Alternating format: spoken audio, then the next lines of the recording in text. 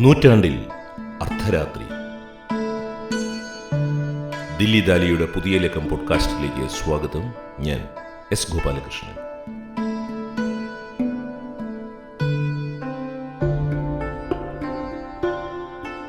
അറിവിന്റെ പുരോഗതി ചിന്തയുടെ അധപ്പതനത്തിന് കാരണമായിരിക്കുന്നു. Edgar മൊറിൻ French ദാർശനികനാണ്. 1921 ജനിച്ച അദ്ദേഹത്തിന് ഇപ്പോൾ 102 വയസ്സായിരിക്കുന്നു.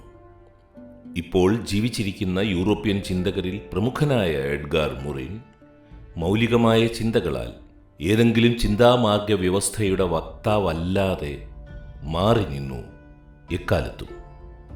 2024 ജനുവരി 22 അദ്ദേഹം പ്രസിദ്ധീകരിച്ച ഒരു ലേഖനത്തിൻ്റെ മലയാള പരിഭാഷയാണ് ഈ ലക്കം ദില്ലി ദാലിയിൽ ഉൾപ്പെടുത്തിയിരിക്കുന്നത്. ലെ മൊണ്ടെയിൽ എഡ്ഗാർ മൊറിൻ എഴുതിയ ഫ്രഞ്ച് ലേഖനം ഇംഗ്ലീഷിലേക്ക് വിവർത്തനം ചെയ്തത് സീൻ കെല്ലിയാണ്. അതിൻ്റെ മലയാള പരിഭാഷയാണ് ഇത്. നൂറ്റാണ്ടിൽ അർദ്ധരാത്രി. 1939 വിക്ടർ സെർച്ച് നൂറ്റാണ്ടിൽ അർദ്ധരാത്രി എന്ന തലക്കെട്ടിൽ ഒരു നോവൽ എഴുതിയത്. അക്കൊല്ലമാണ് ജർമ്മൻ സോവിയറ്റ് കരാർ നിലവിൽ വന്നതും പോളണ്ട് വിഭജിക്കപ്പെട്ടതും. നിശ്ചയമായും അത് അർദ്ധരാത്രിയായിരുന്നു, തിരിച്ചെടുക്കാൻ കഴിയാത്ത അർദ്ധരാത്രി. കൂടുതൽ ഇരുട്ട് തിങ്ങി മറ്റൊരു 5 വർഷങ്ങളിലേക്ക് നീണ്ട ഒരർദ്ധരാത്രി. നാം ജീവിക്കുന്ന ഈ നൂറ്റാണ്ടിൽ അങ്ങനെ ഒരു അർദ്ധരാത്രി അല്ലേ ഇപ്പോൾ? നിങ്ങൾക്കങ്ങനെ തോന്നുന്നില്ലേ? എനിക്കങ്ങനെ തോന്നുന്നു. ഉക്രൈനിലെ യുദ്ധത്തിന് ലോകത്തിൻ്റെ ഒരു ഭാഗത്തു നിന്നും സാമ്പത്തികവും സായുധവുമായ സഹായം ലഭിച്ചിരിക്കുന്നു. റഷ്യയ്ക്ക് ഉക്രൈനിനെ രാജ്യത്തിനോട് ചേർക്കാൻ കഴിഞ്ഞിട്ടില്ല എങ്കിലും ഉക്രൈനിൽ നിന്നും വേറിട്ട് നിൽക്കുവാൻ മുൻപ് ആഗ്രഹിച്ചിരുന്ന റൂസോഫോൺ പ്രദേശങ്ങൾ ഇപ്പോൾ റഷ്യൻ അധീനതയിലാണ്. ഉപരോധം റഷ്യയെ തളർത്തിയിട്ടുണ്ട്. എന്നാൽ അതേസമയം ഈ യുദ്ധം ശാസ്ത്രീയമായും സാങ്കേതികമായും ഉള്ള, പ്രത്യേകിച്ച് സായുധ രംഗത്തുള്ള റഷ്യയ്ക്കുള്ള വികസനത്തിൻ്റെ ആക്കം കൂട്ടിയിട്ടുണ്ട്. ഈ യുദ്ധത്തിന് നിർണായകങ്ങളായ പരിണിതികളുണ്ട്. തെക്കൻ ലോകത്തിൻ്റെ പാശ്ചാത്യ ലോകത്തെ അപേക്ഷിച്ചുള്ള സ്വാധികാരവൽക്കരണത്തിൻ്റെ മുന്നോട്ടുപോക്കും റഷ്യ ചൈന ചേരിയുടെ ശാക്തീകരണവും ഇതിൽപ്പെടും. 2023 ഒക്ടോബർ 7 ഹമാസ് നടത്തിയ കൂട്ടക്കൊലയും തുടർന്ന് ഇസ്രായേൽ ഗാസയിൽ നടത്തുന്ന മാരകമായ ബോംബിങ്ങും മധ്യകിഴക്കൻ ലോകത്ത് ഒരു പുതിയ യുദ്ധമുഖം തുറന്നിരിക്കുകയാണ്. ഈ കൂട്ടക്കൊലകളും വെസ്റ്റ് ബാങ്കിൽ ശേഷം നടക്കുന്ന പീഡനങ്ങളും ഗാസ പിടിച്ചെടുക്കണം എന്ന അധിനിവേശാഗ്രഹവുമൊക്കെ പൊതുവെ മരവിച്ച് കിടന്നിരുന്ന പലസ്തീനിയൻ പ്രശ്നത്തെ ഉണർത്തിയിരിക്കുകയാണ്. ഇവയെല്ലാം അടിയന്തരമായ ഒരു സാഹചര്യം ഉണ്ടാക്കിയിരിക്കുന്നു. അറബ് പാലസ്തീനായി ബാക്കി നിൽക്കുന്ന പ്രദേശത്തിൻ്റെ ഡീകോളനൈസേഷനും ഒരു സ്വതന്ത്ര പലസ്തീനിയൻ രാഷ്ട്രത്തിൻ്റെ സൃഷ്ടിയും അത്യാവശ്യമായി തീർന്നിരിക്കുന്നു. ഇരുരാഷ്ട്രമെന്ന പരിഹാരം ഇസ്രായേലിന് സ്വീകാര്യമല്ലാതിരിക്കുന്നതുകൊണ്ടും യാതൊരു സമ്മർദ്ദത്തിനും ഇസ്രായേൽ വഴങ്ങാൻ കൂട്ടാക്കാതിരിക്കുന്നതിനാലും ഈ ഭയാനക സംഘർഷം കൂടുതൽ ഇടങ്ങളിലേക്ക് വ്യാപിക്കാനിടയുണ്ട്. സത്യത്തിൽ ഇത് ചരിത്രത്തിൽ നിന്നുള്ള ഒരു ദുരന്ത പാഠമാണ്. നൂറ്റാണ്ടുകളോളം ക്രിസ്ത്യാനികളും വംശീയമായ പടിഞ്ഞാറും നിരന്തരം ശിക്ഷിച്ച ഒരു ജനത, യഹൂദർ, പീഡകരായി മാറുകയും അറബ് ലോകത്തിൽ പടിഞ്ഞാറൻ കോട്ടയുടെ വ്യാപനത്തിന് കാരണക്കാരാകുകയും ചെയ്യുക എന്നത് ആണ് ഈ ദുരന്തപാഠം. ചിന്ത അന്ധമായി മാറിയിരിക്കുന്നു.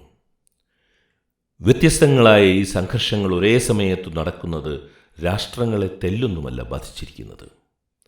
അമേരിക്കൻ ഐക്യനാടുകളും റഷ്യയും ചൈനയും തമ്മിലുള്ള ശത്രുതയ്ക്ക് ഇത് ആക്കം കൂട്ടുകയാണ്. ഈ പ്രതിസന്ധികൾ പരസ്പരം തിന്നുകൊഴുക്കുകയാണ്. ബഹുമുഖമായ ഒരു പ്രതിസന്ധിയാണിത്. പാരിസ്ഥിതിക പ്രതിസന്ധി, സാമ്പത്തിക പ്രതിസന്ധി, സാമൂഹിക പ്രതിസന്ധി, സാംസ്കാരിക പ്രതിസന്ധി. ഈ പ്രതിസന്ധികളെല്ലാം തന്നെ അതിവേഗത്തിൽ വളർന്നുകൊണ്ടിരിക്കുകയാണ്. നാഗരികവും ഗ്രാമീണവുമായ മലിനീകരണം പരിസ്ഥിതി നാശത്തിലേക്ക് നയിക്കുന്നു. വ്യാവസായികമായ കൃഷിയാണ് നമ്മുടെ ഗ്രാമങ്ങളെ മലിനമാക്കിയത്. മനുഷ്യ സമൂഹത്തെ ആകെ അത് ബാധിക്കുകയാണ്. നിയന്ത്രണമില്ലാത്ത ലാഭസാധ്യതയാണ് സമൂഹത്തിൽ അസമത്വമുണ്ടാക്കുന്നത്. നിയന്ത്രണമില്ലാത്ത ലാഭത്തിൻ്റെ കോയിമയാണിത്. അതാണ് രാഷ്ട്രങ്ങൾ തമ്മിലും മനുഷ്യർ തമ്മിലുമുള്ള അസമത്വം ഭൂമുഖത്താകെ പടരുവാൻ കാരണമായിരിക്കുന്നത്. മനുഷ്യ സംസ്കാരത്തിൻ്റെ തന്നെ മേന്മ കുറഞ്ഞുപോയിരിക്കുന്നു.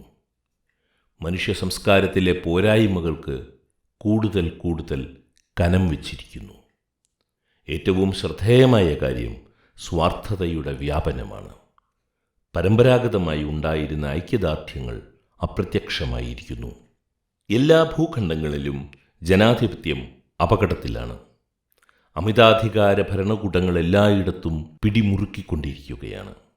കമ്പ്യൂട്ടറൈസ്ഡ് ആയിട്ടുള്ള നിയന്ത്രണം ജനതകൾക്കുമേൽ വന്നിരിക്കുന്ന ഈ സ്ഥിതിവിശേഷത്തെ, ജനങ്ങളുടെ ഈ കീഴടങ്ങലിനെ നവസമഗ്രാധിപത്യം എന്ന് വിളിക്കാവുന്നതാണ്. ആഗോളീകരണം ജനങ്ങൾ തമ്മിൽ ഒരു ഐക്യദാർഢ്യവും ഉണ്ടാക്കിയില്ല. ആഗോളീകരണം ഐക്യരാഷ്ട്ര സംഘടനയെപ്പോലും തളർത്തുകയാണ് ചെയ്തത്.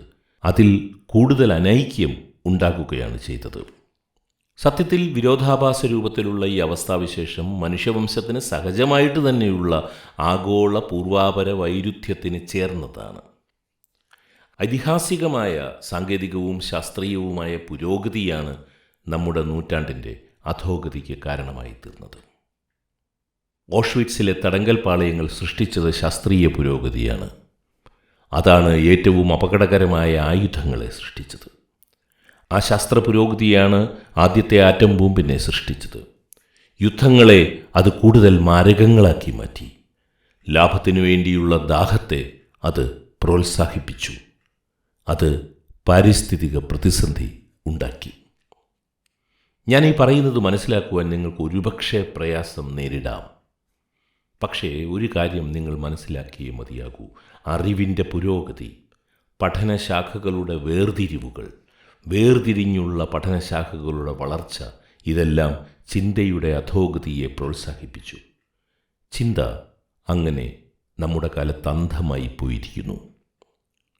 സാങ്കേതിക വിദ്യ നിയന്ത്രിക്കുന്ന ഒരു ലോകമായി മാറി നമ്മുടേത്.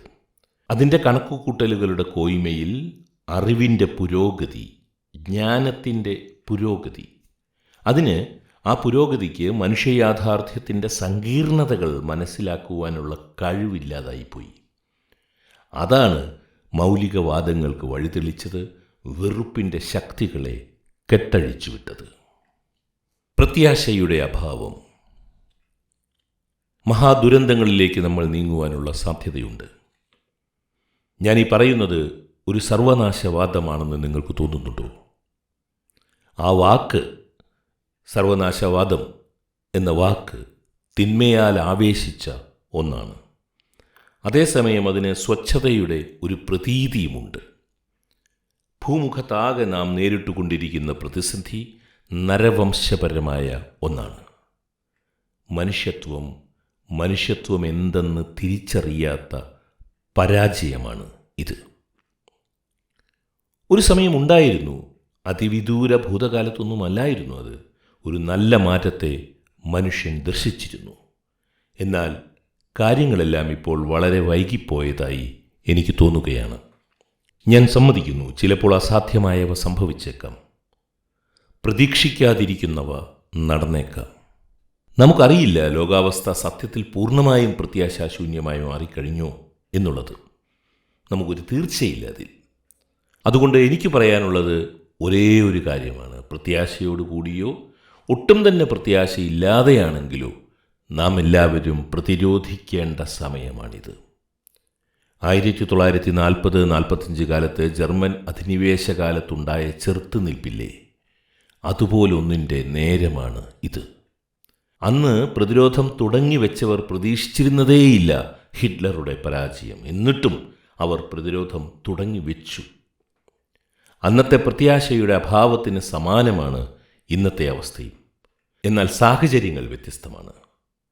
നമ്മളൊരു പട്ടാള ഭരണത്തിൻ്റെ കീഴിലല്ല. എന്നാൽ നമ്മൾ രാഷ്ട്രീയവും സാമ്പത്തികവുമായ ഒരു ശക്തിയുടെ നിയന്ത്രണത്തിലാണ്.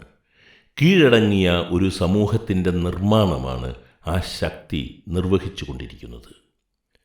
2 സാമ്രാജ്യത്വ ശക്തികളുടെ ഏറ്റുമുട്ടലിനിടയിൽ നിന്ന് നരകിക്കുവാൻ വിധിക്കപ്പെട്ടവരാണ് നമ്മൾ. നാശത്തിലേക്കുള്ള മത്സരയോട്ടത്തിലേക്ക് നമ്മൾ വലിച്ചിഴക്കപ്പെട്ടിരിക്കുകയാണ്. സഹവർത്തിത്വം, ജീവിതം, സ്നേഹം, ആത്മശക്തിയുടെ പ്രതിരോധമാണ് ഒന്നാമത്തേതും അടിസ്ഥാനപരവുമായ പ്രതിരോധം. എതിർത്തേ മതിയാകൂ. സത്യമാണെന്ന രീതിയിൽ പറയപ്പെടുന്ന ഓരോ നുണയെയും എതിർക്കുവാൻ നമ്മൾ ബാധ്യസ്ഥരാണ്. സഞ്ചിതമായ ഈ ഉന്മാദമുണ്ടല്ലോ, സമാഹൃതമായ ഒരു തരം ഉന്മാദം നമുക്ക് ചുറ്റിനും, അതിനെ എതിർത്തേ മതിയാകൂ. ഈ ഉന്മാദം ഒരു പകർച്ചവ്യാധിയാണ്. കീഴടങ്ങലിൻ്റെ ഒരു ഉന്മാദമാണിത്. വംശമഹിമയുടെയോ രാഷ്ട്രമഹിമയുടെയോ മതമഹിമയുടെയോ ഉന്മാദത്തിന് വഴങ്ങിക്കൊടുക്കുവാൻ നാം തയ്യാറാകരുത്. വെറുപ്പിനെ ചെറുത്തു നിൽക്കണം. താൽക്കാലികമായ പാർശ്വഫലം തരുന്ന പരിഹാരങ്ങളിൽ തങ്ങി നിൽക്കാതെ പ്രശ്നത്തിൻ്റെ സങ്കീർണതകൾ പൂർണ്ണമായും മനസ്സിലാക്കുവാൻ ശ്രമിച്ചുകൊണ്ടേയിരിക്കണം. നിരന്തരം ശ്രമിച്ചുകൊണ്ടേയിരിക്കണം. അതിന് പഠനം ആവശ്യമാണ്, ഗവേഷണം ആവശ്യമാണ്. കിട്ടുന്ന വിവരങ്ങളുടെയൊക്കെ സത്യസ്ഥിതി അന്വേഷിക്കേണ്ടതിൻ്റെ ആവശ്യമുണ്ട്. അനിശ്ചിതത്വത്തെ അംഗീകരിക്കേണ്ടതുണ്ട്. ഈ പ്രതിരോധത്തിന് മറ്റൊന്നിൻ്റെ ആവശ്യം കൂടിയുണ്ട്. മരുപ്പച്ചകൾ നാം ഉണ്ടാക്കേണ്ടതുണ്ട്. പ്രത്യാശയുടെ ചെറിയ ചെറിയ സമൂഹങ്ങൾ, കാർഷിക പാരിസ്ഥിതിക സമൂഹങ്ങൾ, കുറച്ചെങ്കിലും സ്വയംഭരണാവകാശങ്ങൾ ഉള്ള സമൂഹങ്ങൾ, സാമൂഹികവും സാമ്പത്തികവുമായ കൊള്ളൽ കൊടുക്കലുകൾ ഉള്ള സമൂഹങ്ങൾ, ചെറിയ സമൂഹങ്ങൾ. ഈ സമൂഹങ്ങൾ ഐക്യദാർഢ്യത്തിന് പ്രാമുഖ്യം നൽകും, വെറുപ്പിന് എതിരെ നിൽക്കും. ഇത്തരമൊരു പ്രതിരോധം യുവതലമുറയെ യുദ്ധത്തിൻ്റെയും മരണത്തിൻ്റെയും പേരിൽ പോരടിക്കാതെ സ്നേഹത്തിൻ്റെയും സഹവർത്തിത്വത്തിൻ്റെയും പേരിൽ ജീവിക്കുവാൻ ഒരുപക്ഷെ പ്രേരിപ്പിച്ചേക്കാം. പ്രണയദേവൻ്റെ ശക്തിയാകണം നമ്മെ ഒന്നിപ്പിക്കേണ്ടത്. പ്രചരിക്കുന്ന നുണകളെ പരാജയപ്പെടുത്തുവാനുള്ള പ്രതിരോധത്തിന് പ്രണയദേവൻ്റെ ശക്തി അത്യാവശ്യമാണ്. നമുക്ക് മുന്നിലുള്ള ഈ തുരങ്കങ്ങൾ അന്തമില്ലാത്തവയല്ല, തീർച്ചകൾക്കല്ല ഇപ്പോൾ സാധ്യത. അതോർത്തിരിക്കുക. അപ്രതീക്ഷിതമായതിന് എപ്പോഴും ഒരു സാധ്യതയുണ്ട്. നാം ജീവിക്കുന്ന നൂറ്റാണ്ടിൻ്റെ ഇരുട്ടിൻ്റെ മുന്നിലിരുന്ന് ദാർശനികനായ എഡ്ഗാർ മൊറിൻ എഴുതിയ ലേഖനത്തിൻ്റെ മലയാള പരിഭാഷയാണ് ദില്ലി ദാലിയിൽ നിങ്ങൾ കേട്ടത്. ദില്ലി ദാലിയുടെ ഈ ലക്കം സമാപിക്കുന്നു. കേട്ട സുമനസ്സുകൾക്ക് നന്ദി. ദില്ലി ദാലി ഇതുവരെ സബ്സ്ക്രൈബ് ചെയ്തിട്ടില്ല എങ്കിൽ സബ്സ്ക്രൈബ് ചെയ്ത് ഈ ചെറിയ പോഡ്കാസ്റ്റ് സംരംഭത്തെ വിജയിപ്പിക്കണമെന്ന് അഭ്യർത്ഥിക്കുകയാണ്. സ്നേഹപൂർവ്വം, എസ് ഗോപാലകൃഷ്ണൻ.